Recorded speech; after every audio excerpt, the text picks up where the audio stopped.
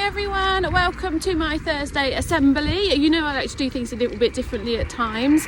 So today I'm out on my bike having a little breather from home learning, or just stop for a minute because it's a bit busy and it's a bit noisy. So as I said, I need a little break from my working at home, and I'm sure many of you do.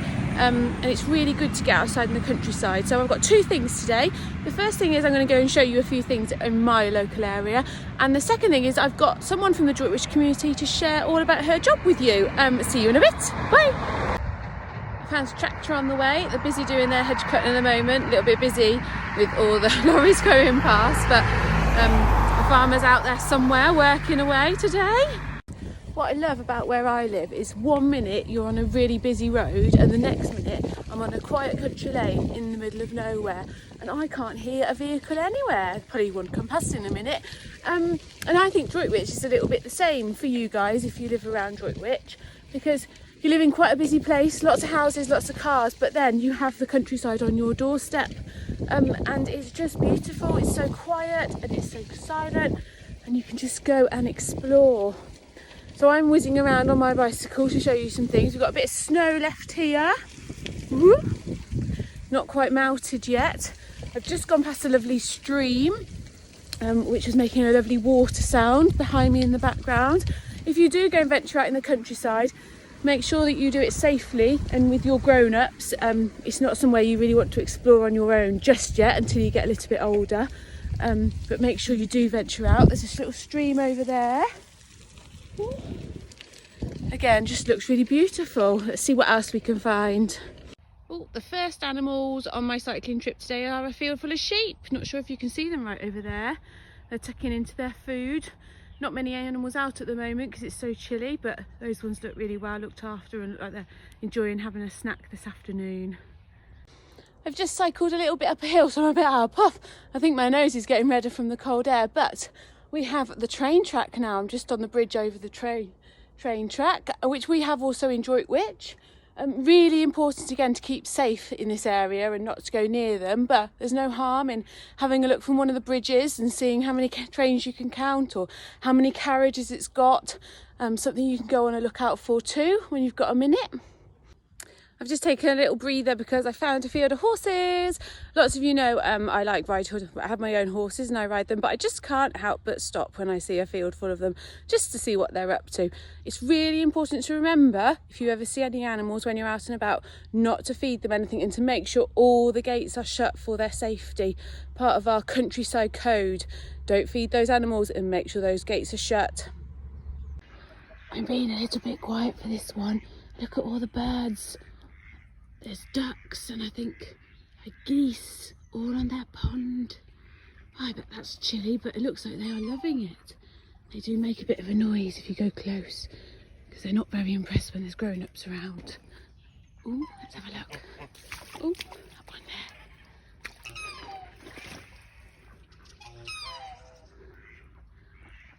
Is there any near you? Any ducks or geese or birds around by you on any ponds? Maybe next time you're out you can spot some on the canals if you're walking by. Beautiful animals. Thought I'd just stop and have a little look at this farmer's field. There doesn't look like there's much going on at the moment. Almost looks like there's grass growing. But I would imagine this is a crop that the farmers will harvest later on in the year and may even be used for some food. It might be some flour. I don't think it's potatoes, they do look a little bit different, or some wheat or some barley. So remember, if you do venture out on the countryside, to stick to the footpaths if you go through a field like this, because these crops are for the farmers to harvest later on in the year. So stick to those footpaths, everyone. Now this stop makes me a little bit sad, well, very sad indeed, because you'll see someone has left some of their rubbish in the countryside. It's obviously been cleared up from their house and someone has put it in the countryside. So this is quite a big pile of rubbish, but it's really important to remember even the tiniest things dropped in the countryside or dropped anywhere other than a bin isn't great for our environment. You can see there's cans and there's bottles in this area, which really upsets me. It's not good for our wildlife. It's unsafe for people and for animals. So if we ever do go anywhere, make sure we keep our rubbish and either put it in a bin or take it home, not in our beautiful countryside. It wouldn't be a video of the countryside of Mrs Sage without a video of a pony. This is Pippin. Pippin's eating away because it's a little bit muddy out there at the moment, and all this snow is melted now, but you can see that he's very happy eating his hay. Hello, there you go. Really super cute. Oh, here's Alfie and his friend Harry, and Jack's just on his way to say hello. Oh, I think they're ready for their dinner, ready to come in. Harry's coming to say hello as well. It's a bit muddy for them today, but they're off into their warm stables in a minute. Right, off we go. I found some mud. Not that it's hard at the moment, but if you've got the right shoes on, it's not too bad trudging through a bit of mud. Don't obviously go through in your brand new trainers. Find a pair of wellies or a pair of old boots that you don't mind getting a bit mucky, and you can have a good splash and a good stomp in the mud, in the water, if you're going upset you, of course. Now this is the last stop on my countryside adventure before I cycle home. I was walking out in the snow at the weekend and I found out that where I live has lots of fishing lakes. So this might be a hobby that someone's interested in. I know you've got all the canals and the rivers around Droitwich, but these lakes are specially made for fishing. I wonder if there's any near you that you know about. I can't wait to come down here in the summer and walk through the footpath and see what everyone's up to when it's a little bit warmer. So that's the end of my little countryside tour. I hope you have enjoyed looking at all the beautiful things that I get to look at every day. I told you I do things a little bit differently, but I just love the countryside. I feel ready and raring to go now, to go head back home, get the laptop back out and do a tiny bit more work before dinner time this evening. So remember, because I do forget what I say on these videos, remember to look after your countryside. Keep all your litter, take it home, put it in the bin. If you see any animals out on your walk, make sure you shut the gates and don't feed them because they have such a special diet. Remember, some aspects of the countryside can be dangerous, so the train tracks that run through the countryside, or the water and the roads particularly, because people don't expect to see people sometimes out walking around the lanes. So it's really, really important to be safe, even out in the countryside. So if you get any time over the next few days or at the weekend, maybe you can head out on your own little countryside adventure. I promise it gets even more beautiful and even warmer when the spring and summer come. So I expect you to at least go out in a few months' time.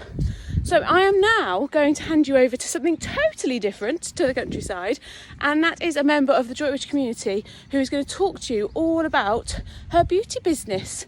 We do have a few other guests over the next few weeks now, ready and round to go to tell you about their jobs and their professions and their hobbies. So I hope you enjoy this one, and we'll see who we've got coming up in the next few weeks. Take care, bye.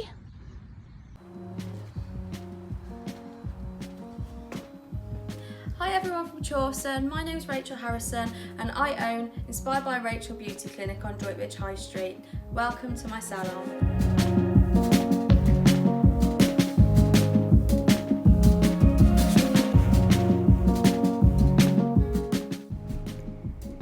We have 2 treatment rooms in the salon and 4 nail desks. We also have over 120 colours and glitters that we pop onto our clients' nails to make them look pretty.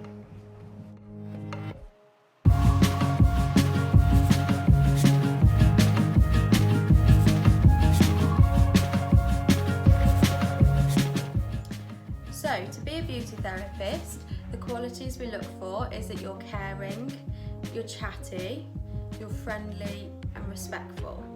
But one of the most important ones is to be able to listen, because without listening to our clients, we don't know what our clients want from their treatments. So if I didn't listen in a consultation and I did French manicure on someone's nails and they wanted red nails, I didn't listen to what they wanted. So that's really important.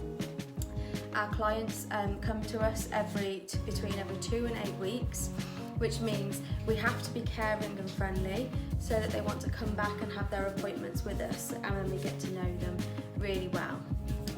So next what I'm going to show you is some pictures of some treatments that we do in the summer.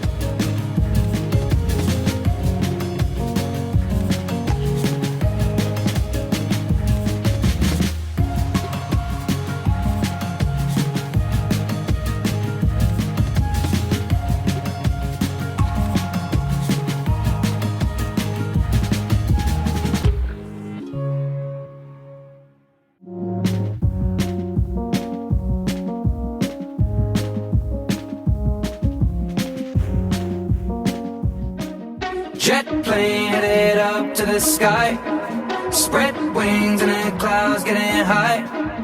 We ain't hit a rave in a while. Sounds of the surf. So take me back to London. I do deals but I never get.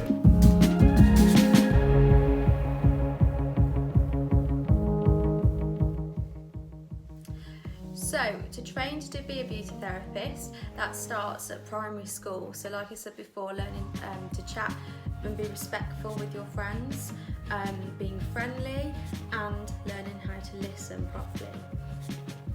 After I went to primary school, I went on to West Acre Middle School and on to Droitwich High School, where I stayed and did my A-levels. I did A-levels in English language, geography, PE and sociology. While I was at school, I enjoyed doing English and I enjoyed doing PE, but I found maths really, really tricky and really frustrating. So it meant I had to work a bit harder at that, and I had to ask my teachers lots more questions so I understood it properly.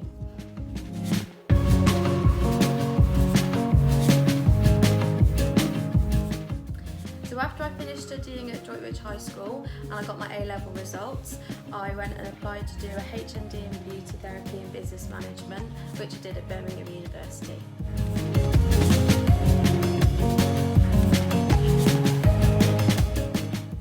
So as well as doing my beauty treatments over the last 15 years, I also did extra qualifications that enabled me to teach.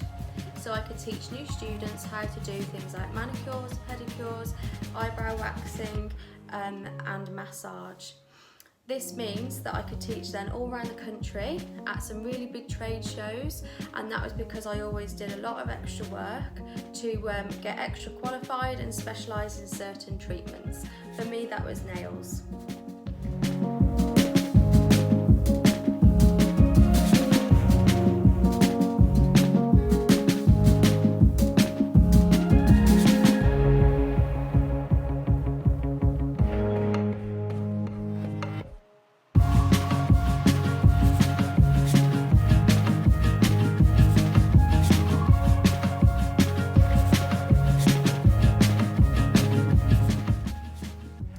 So, after all the years of doing treatments and building up my client base and teaching around the country, I decided I'd really like to bring everything together and have my own shop. So I could teach in the shop, do my treatments from the shop and have other people come and work with me. So it was more fun.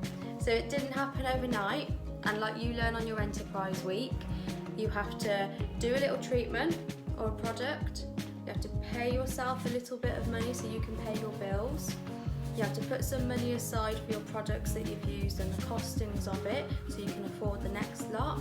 And then I put a little bit aside into a savings account so that I could save up for what I needed to get my salon. So even if sometimes that was only £1 in a week, that's what I put in my bank account, and sometimes it was more than that. And eventually I found the shop that I wanted, the one that I could afford, and went for it. So thank you for listening. I hope you found it interesting, and if you pass Inspire on the high street, make sure you give us a wave through the window if we're there. See you soon, bye.